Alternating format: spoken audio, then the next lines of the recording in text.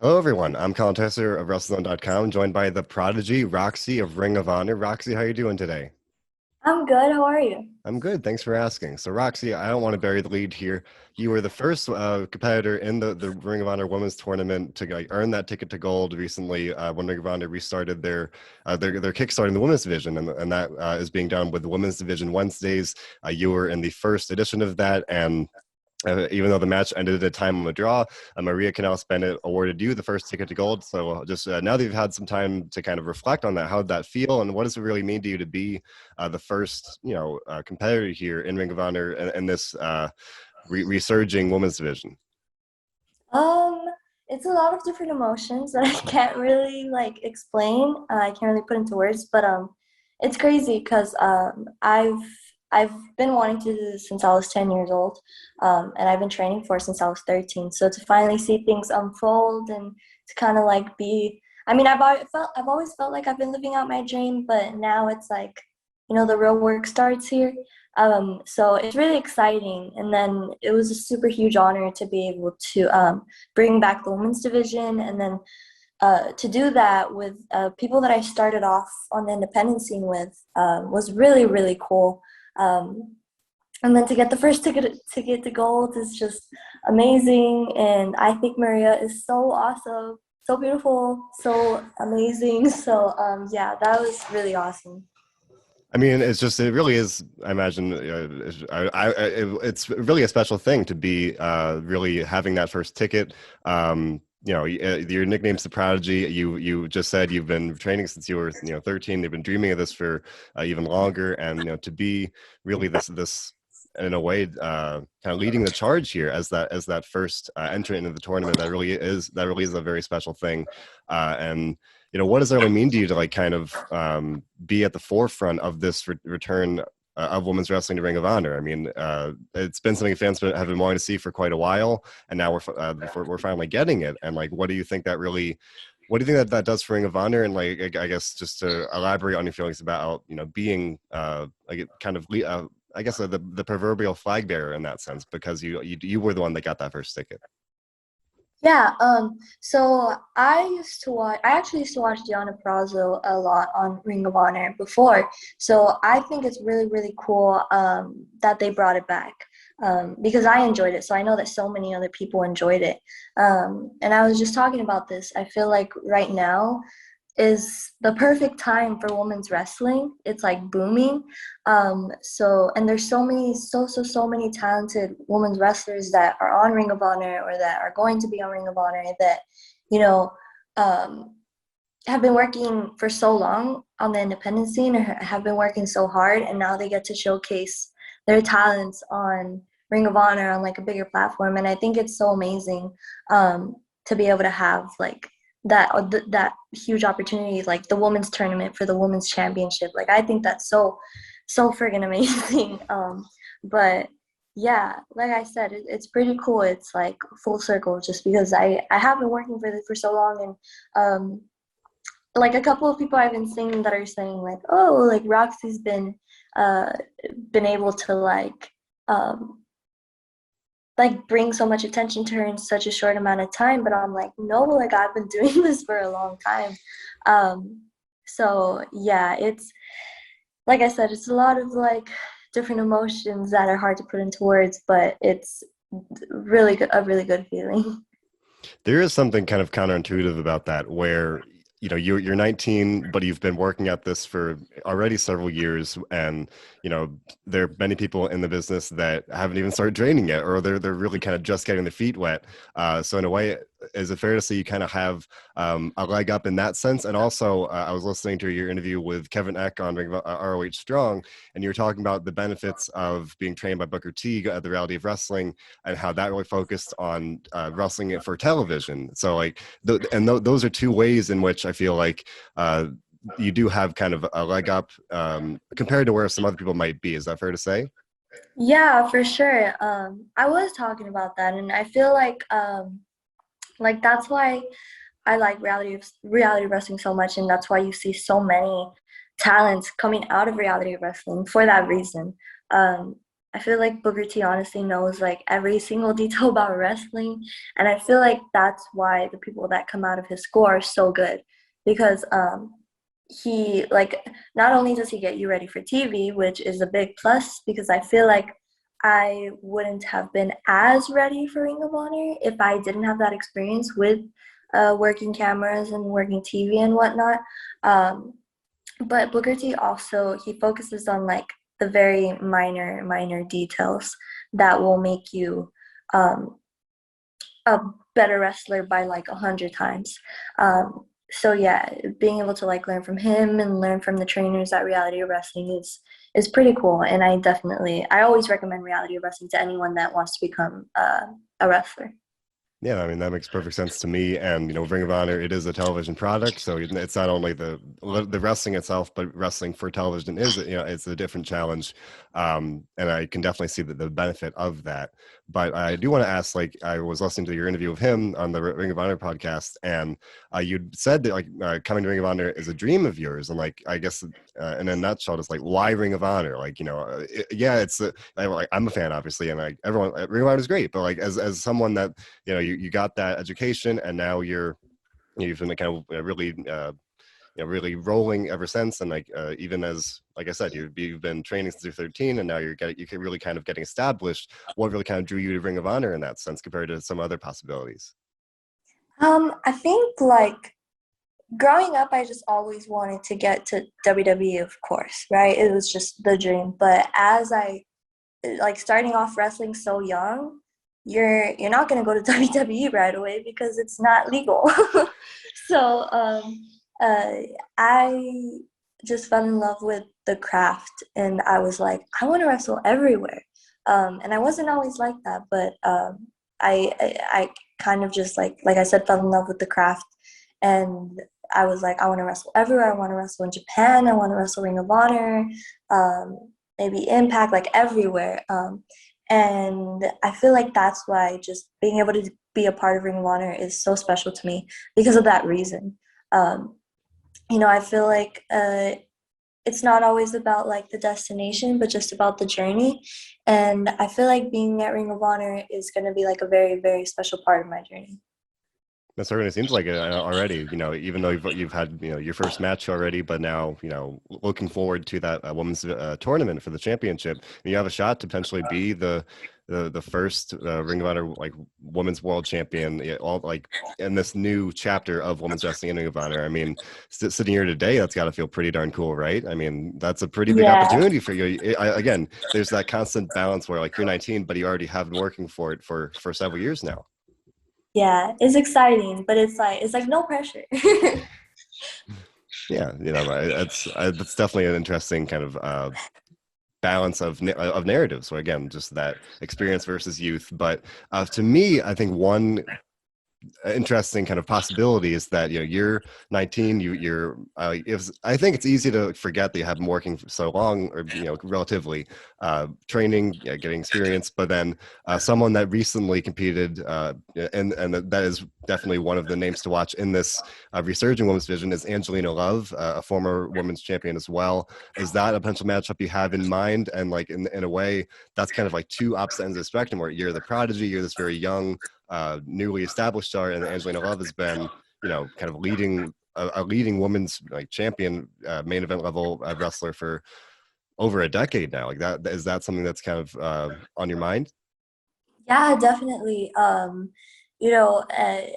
Being the prodigy, I want to come after anyone, anywhere. So definitely Angelina Love is like at the top of my list because of course she is like a Ring of Honor legend. So to be able to wrestle her and to have that story of like you said, like she is the veteran and I'm the newbie. And as we saw with Quinn McKay, she doesn't really like newbies. Right, So, right. um, but yeah, definitely looking forward to that. I really, really, really have faith that I'll go very far in the tournament. So I definitely feel like a match with Angelina Love is coming. Absolutely. And it's obviously, at least sitting here today, it's definitely a possibility. You're both going to be in the tournament, so it is definitely a possible outcome.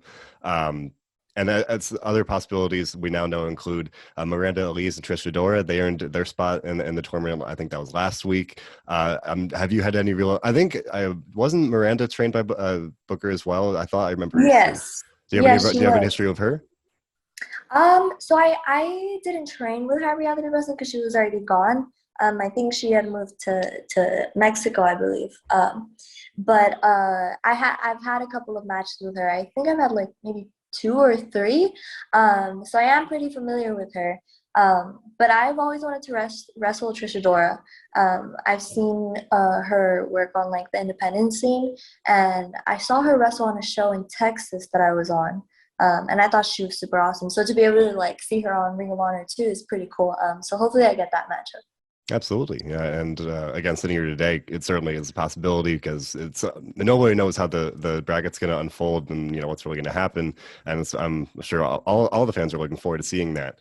But one, I don't want to hammer on the age thing too much, but I guess in a general sense, what would you say has been the biggest challenge as someone that it is very genuinely unique to really start training at the age of 13. And I think I remember hearing your first match was at 14. Like, these are things that Yes. you really don't, that aren't part of the average experience. So like, how now that you're really getting really you're got a lot of momentum, you're really getting established here, kind of looking back on it, what would you say has kind of been the biggest challenge in that journey of being someone that started training so young, and now you've made it this far, and like just kind of you said earlier the destination versus the journey. Like, looking back on the journey, what's been the biggest challenge or obstacle so far? I guess like it is it's a big plus like my age, starting off so young. But starting off so young wasn't a big plus because like not many people took me seriously because of my age, which is like is expected, right? But I feel like I always say this, but I feel like your age has nothing to do with how much heart you have, and like someone that's uh, like 13 can have more heart than someone that's like in their 30s, or so I feel like that has nothing to do with it, but that was a challenge starting off, because like I said, I knew I always wanted to do it, so I knew that I was like as serious as all the other older people that I was wrestling around. But of course there's people that didn't didn't think the same. So like when I first started, I was still doing like local shows, like my first few matches, of course. And I remember one of the shows, I had like a dark match on this independent show, and my whole family went to go see me. They had like the Rok-C shirts and everything, and like 5 minutes before I'm about to go out, like they cut my match, and I was like, oh. I was like, Terrible. no, it was so sad, but yeah, I feel like that was just one of the moments where I was just like, okay, like I'm gonna prove them wrong one day. Like, and I feel like that's just what you have to do. You just have to like not let all of these obstacles like get the best of you, and kind of just like remember why you started and try to remember the end goal. And that's what I did. And I would like I said, I wanted to prove everybody wrong, and I feel like that's what I'm doing now. Absolutely, and I like that that answer about how age doesn't determine how much heart you have, especially the comparison of a 13-year-old or whatever, just a teenager, generally speaking, could have even more heart than someone in their 30s. Even comparing specifically in the wrestling business, I do like that kind of comparison there.